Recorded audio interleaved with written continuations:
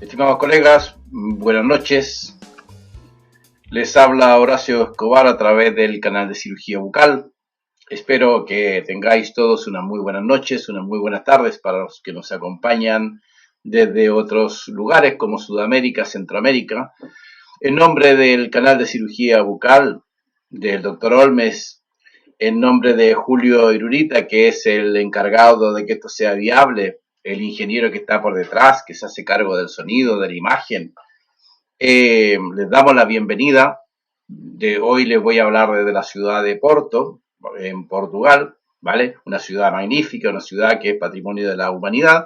Y desde este lugar vamos a hacer hoy una charla que espero les resulte simpática. Vamos a hablar un poco sobre la agenesia de los incisivos laterales y les voy a hacer la presentación de un par de casos con diferentes criterios, con diferentes abordajes para que podamos tener distintas opciones terapéuticas para este tipo de anomalías.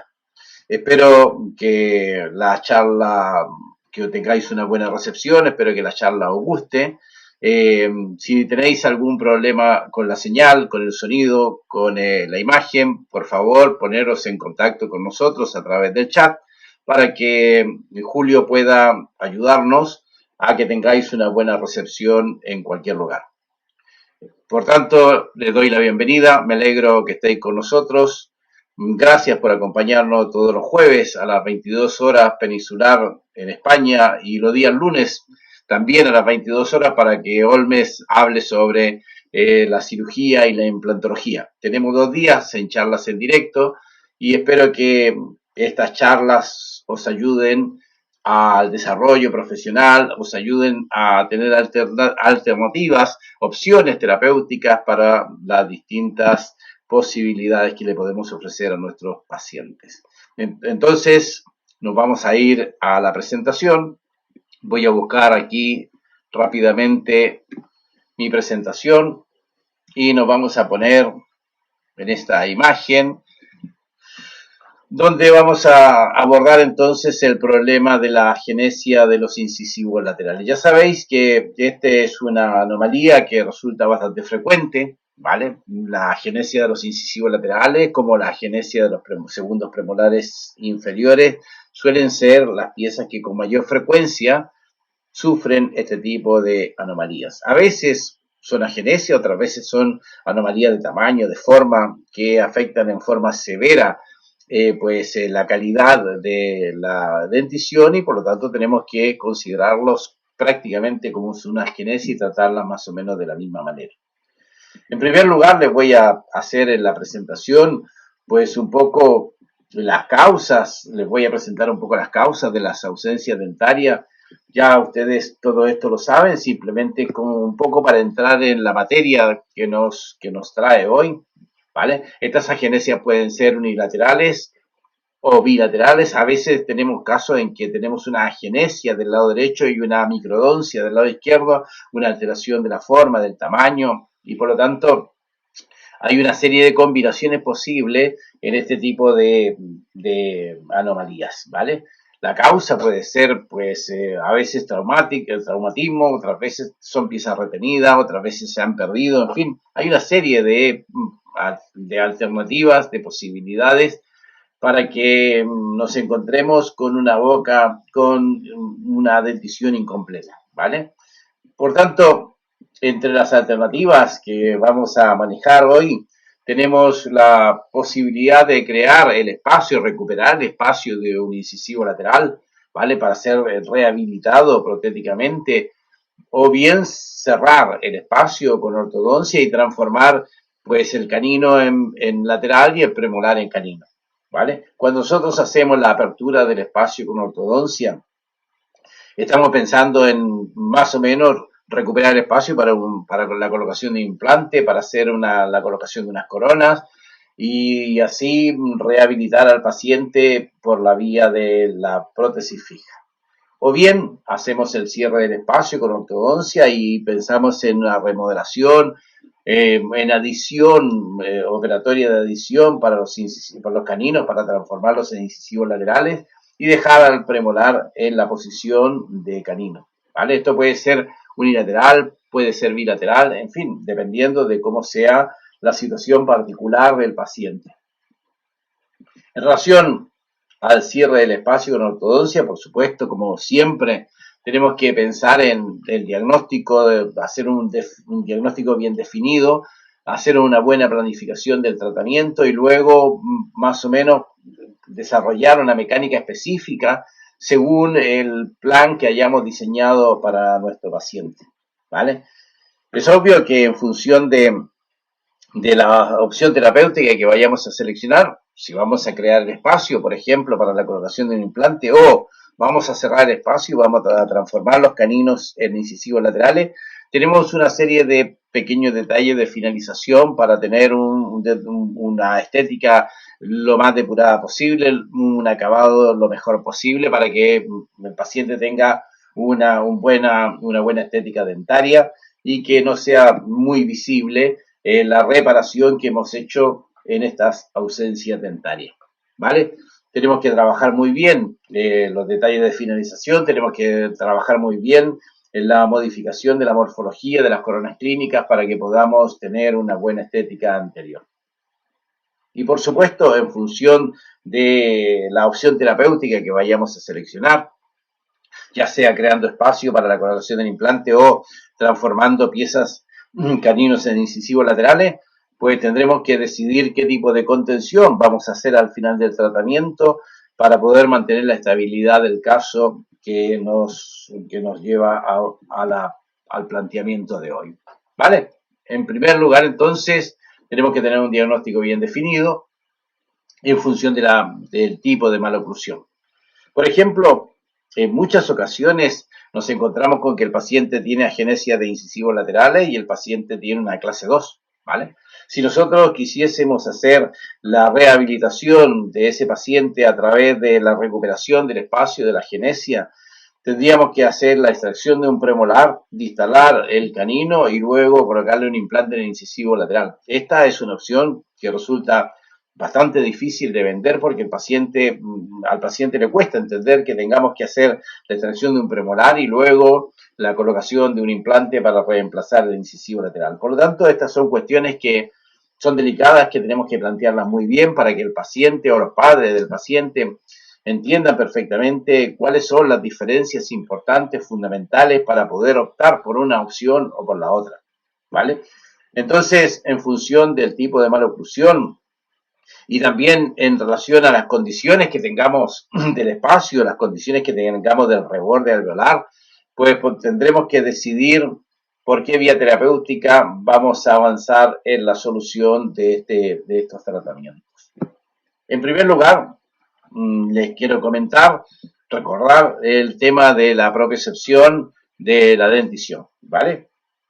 Todos sabemos a partir de los trabajos de Williamson que los propioceptores tienen un trabajo específico en la zona anterior y un trabajo específico en la zona posterior. Todas las piezas anteriores de canino a canino tienen un trabajo propioceptor que inhibe a la musculatura elevadora. De modo que cuando tenemos un contacto de caninos y de incisivos, en los contactos de caninos e incisivos permiten que los movimientos mandibulares se hagan con un mínimo gasto energético muscular, ¿vale? Porque están regulados por los propioceptores anteriores. En cambio, cuando trabajamos con los propioceptores posteriores, a partir del primer premolar hacia atrás, los propioceptores pues inducen al apretamiento, inducen al trabajo de la musculatura elevadora y por lo tanto no son piezas que sean adecuadas para guiar los movimientos de lateralidad, para guiar los movimientos de propulsión, porque esos movimientos se harían bajo el trabajo de la musculatura elevadora.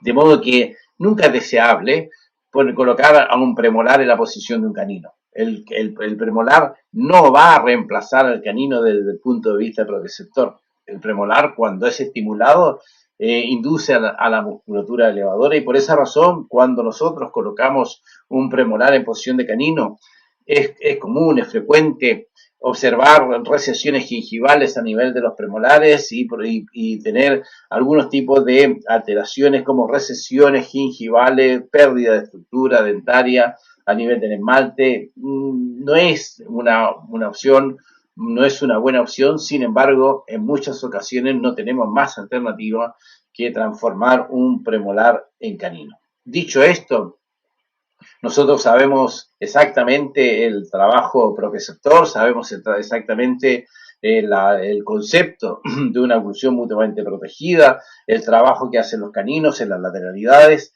incluso el trabajo que pueden hacer los caninos en protusión para poder inhibir la actividad muscular de la musculatura elevadora. De modo que es deseable tener un canino en condiciones que nos genere una discusión del segmento posterior. Dicho esto, ya sabéis todos los conceptos de una oclusión mutuamente protegida. Dicho esto, tenemos que pensar que idealmente, en todas las agenesias deberíamos de intentar rehabilitar al paciente generando el espacio del incisivo lateral, colocando los caninos en clase 1 y restaurando al incisivo lateral por medio del implante y una corona. ¿Vale? ¿Para qué? Para que tengamos una buena definición, una buena posición de los caninos, un buen trabajo de los propios sectores que nos protejan de parafunciones nocturnas, porque los propios sectores van a estar inhibiendo a la musculatura elevadora. Si no es posible, por cuestiones de economía, si no es posible por cuestiones de incluso de calidad de rebordes alveolares, que no podemos hacer mucho trabajo, muchos movimientos, tendremos que conformarnos con transformar un premolar en canino, a sabiendas que estas piezas no son las más adecuadas para garantizar la guía anterior. En ese caso, tendríamos que pensar también en el tipo de contención que vamos a realizar después del tratamiento para poder de alguna manera minimizar los problemas que nos puedan generar los posicionamientos de estas piezas. ¿Vale?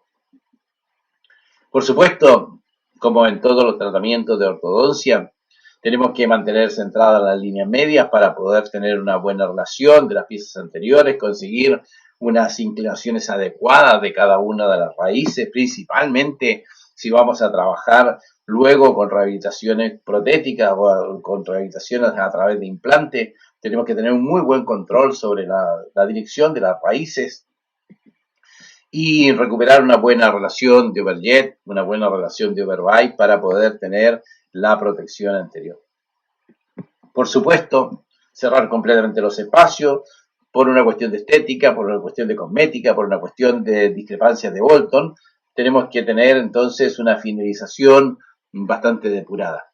Cuando nosotros creamos espacio para poder colocar los implantes de los incisivos laterales, necesitamos tener un mínimo espacio para la colocación del implante. Esto nos lo exige el implantólogo, pero también tenemos que tener un espacio no tan grande como para luego tener que vernos en la necesidad de poner unas coronas de incisivos laterales inmensas para poder compensar el espacio que hayamos realizado en beneficio de la implantología. De modo que tenemos que manejar el espacio, tenemos que manejar la discrepancia de Bolton, tenemos que manejar la viabilidad de la colocación de un implante. Para esto tenemos que manejar perfectamente la colocación de la paradología, los brackets, para poder controlar la dirección, el paralelismo radicular, las inclinaciones mesiodistales de las piezas vecinas, que le permitan al implantólogo hacer su trabajo y colocar unas coronas adecuadas para la rehabilitación del paciente. Por ejemplo, tenemos aquí unas imágenes de un paciente que luego se los voy a presentar. Esta es una paciente que tiene agenesia del incisivo lateral de la pieza número 22. Fijaros que aquí tenemos la pieza número 23 en posición de lateral y del otro lado tenemos una pieza, un incisivo lateral con una alteración de forma, ¿vale? Aquí tenemos, esta pieza tiene una buena raíz, pero tiene una corona completamente deficiente, por lo tanto vamos a intentar recuperar el espacio, rehabilitar con corona la pieza número 12. Vamos a distalar la pieza número 23. Tenemos la presencia de un canino temporal que nos ha conservado el reborde del lab, lo cual nos permite luego distalar con calidad, con buen reborde, hacer un movimiento distal del canino para poder rehabilitar con implante y con corona las piezas vecinas, ¿vale? Aquí tenemos entonces unas imágenes, una secuencia Observen que se colocó una corona provisional durante una fase de tratamiento de ortodoncia, un poco más o menos para mantener el espacio de esa pieza, un poco para mantener y conservar la proporción de los incisivos, ¿vale? Que nos puedan compatibilizar la clase canina, la línea media, el overjet y el overbite. De modo que pusimos una corona provisional en la pieza número 12 y comenzamos a manejar los espacios de la pieza número 22 hasta que compatibilizamos la colocación de un implante y unas coronas adecuadas. Obviamente, luego ya depende del rehabilitador que nos haga unas coronas adecuadas en las piezas, tanto en las piezas con alteraciones de forma, de tamaño, como en las piezas que están soportadas con implante. Este fue un caso, por ejemplo, de una chica, entonces, que la rehabilitamos con la colocación de un implante y una corona en la pieza número 12, que tenía un problema de tamaño y de forma. Principalmente por una cuestión de, digamos, comúnmente, habitualmente, por una cuestión de imposición económica. Tenemos que tener una segunda opción, que es la opción de transformar el canino en incisivo lateral y el premolar en canino, ¿vale? Por tanto, también vamos a ver esta posibilidad, a sabiendas, les decía ya, que la guía que vamos a obtener no es la más adecuada, no nos protege en ningún caso de algún tipo de parafunción, es más, nos induce al apretamiento y por lo tanto no es lo más deseable. En fin, en estos casos nosotros, cuando tenemos que vernos obligados a este tipo de solución, lo que hacemos normalmente es que colocamos una contención permanente inferior y le colocamos al paciente una férula tipo Michigan en la arcada superior para protegerlo por las noches de las parafunciones. Esta sería, por ejemplo, una opción de contención para este tipo de trabajo de rehabilitación. ¿De acuerdo? Muy bien.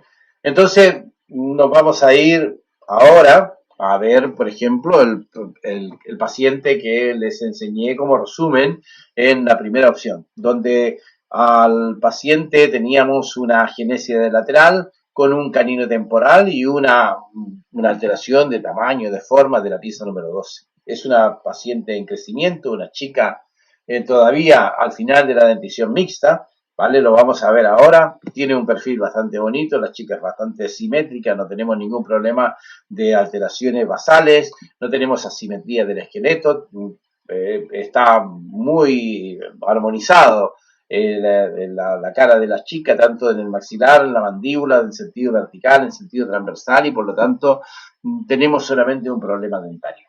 Podéis apreciar en la fotografía frontal que hay una ligera falta de desarrollo del maxilar superior, ¿vale? Que lo vamos a compensar en la medida que hagamos la secuencia de arco, porque la secuencia de arco nos va a modificar el formato de la arcada superior y vamos a modificar un poco los torques de la arcada inferior, que está ligeramente marcado desde el punto de vista de los torques negativos. Si pueden apreciar en esta imagen frontal, pues los caninos, los premolares, los molares tienen un marcado torque negativo de que está de alguna manera compensando el problema transversal del maxilar superior. Tenemos también el incisivo lateral, la pieza número 12, con alteraciones de tamaño y de forma. El canino temporal, la pieza número 63, que está ocupando la posición del canino permanente, ¿vale? Y esto nos permite a nosotros plantearnos un tratamiento magnífico porque podemos sacrificar, entre comillas, el canino temporal y colocar la pieza permanente en posición original donde debería estar para que nos garantice la guía canina y luego rehabilitar al paciente protéticamente. En la arcada inferior pueden apreciar que estamos terminando la fase de la dentición mixta, ya perdió el segundo molar temporal y está en el recambio del segundo premolar. Están erupcionando los segundos molares, estamos ya con una oclusión en la última fase de la maduración oclusal, por lo tanto ya podemos iniciar nuestro tratamiento. El problema, ya sabéis, que cuando nosotros nos planteamos una rehabilitación a través de implantología, la paciente tiene que haber terminado su crecimiento como para que podamos colocar los implantes en una posición estable que no sea afectada por un proceso de crecimiento residual y que nos pueda generar trastornos desde el punto de vista mesiodistal y desde el punto de vista vertical. De modo que, en cualquier caso, tenemos que asegurarnos que esta paciente ya haya terminado su crecimiento para poder rehabilitarla protéticamente.